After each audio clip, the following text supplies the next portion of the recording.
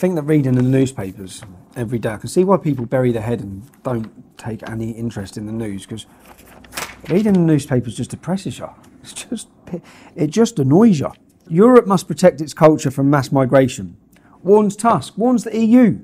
Are they on a what? I swear they must just do this for banter. They must just do this to wind all of us up.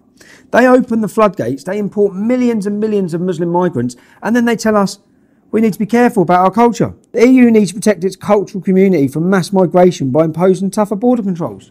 It's like it's a complete wind-up. It will be seen as an attempt to repair relations with countries such as Hungary and Poland.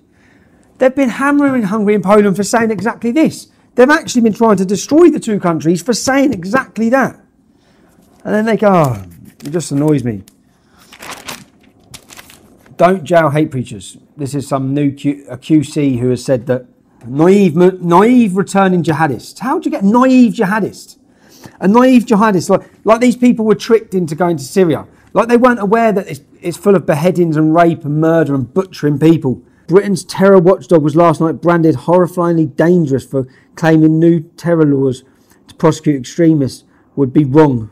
This is just like we are exporting terror everywhere. It's us. This is another wind-up. This has to be a wind-up. Saudi Arabia's Crown Prince has promised to break the country free from the destructive Islamic law. He wants a moderate and open society. It comes after King Salman lifted a decade-long ban prohibiting women from driving. No, he didn't.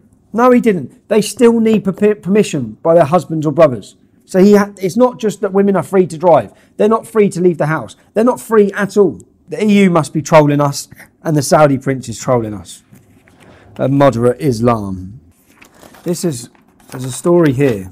This is to do with this Channel 4 documentary where they've browned up a white woman to pretend she's Muslim. The whole reason in this documentary is to be great for Muslims about Islamophobia.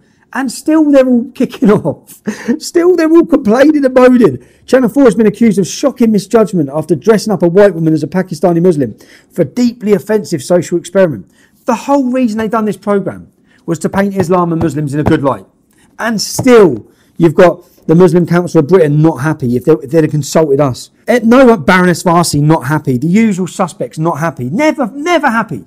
Even if they're trying to show you in a great positive light. Even if it's all made up to show that. And still you're not happy. Oh, stop the mail.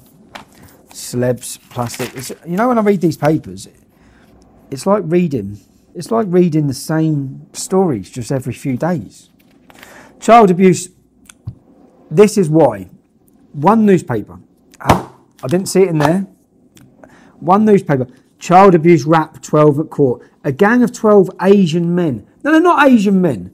Go through the list of names. They're Muslims. All Muslims. I was there at court yesterday. They are all Muslims. Big bearded Muslims, many of them. The charges include rape, aiding and abetting. It's on about the police operation, the alleged offences. The police operation is called Operation Stovall, where 44 children are victims of just this one group of 12 men. 21 men have been charged from the Rotherham area. Another 80 are awaiting charges. 80 are being investigated. 235 children. I sat in court yesterday in this court case, and you understand the size of the investigation. 800 statements. Now, I've sat in police statements and understand what it takes to just do one statement. Everything they have to do. 800 statements. These are massive investigations. They'll never be able to bring all of them to court. That's 80 men being investigated from Rotherham. There's thousands of men in Rotherham who are participating in this. Thousands. With thousands of children as victims. 235 children as victims. Lag hit by hard labour. Former inmate is suing jail staff for allegedly mocking him over a 4-day erection. Dustin Lance, 32. He had a 4-day erection. That's pretty some go. Says he was aroused for at least 91 hours after popping a pill he got from another lag. He suffered unbearable pain and permanent damage to his manhood. Why are you taking Viagra in prison, mate? Lance says he asked for medical treatment, but staff repeatedly mocked him for his condition over the period of days whilst denying him medical treatment. He's seeking £3.8 million in damages. Poppy parades are disgrace to the fallen.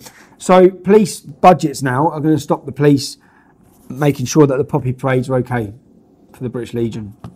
That's where we're at. Police can attend gay festivals or LGBT events and dance down the streets or paint their cars in rainbows, but to make sure that we have poppy parades, That's too much to ask for. That is just Britain summed up. It's the police summed up. It's, where am I going now? We're going to meet the leader of Generation Identitaire, which is an organisation and a movement in Europe who have recently come to the UK. They're launching in the UK.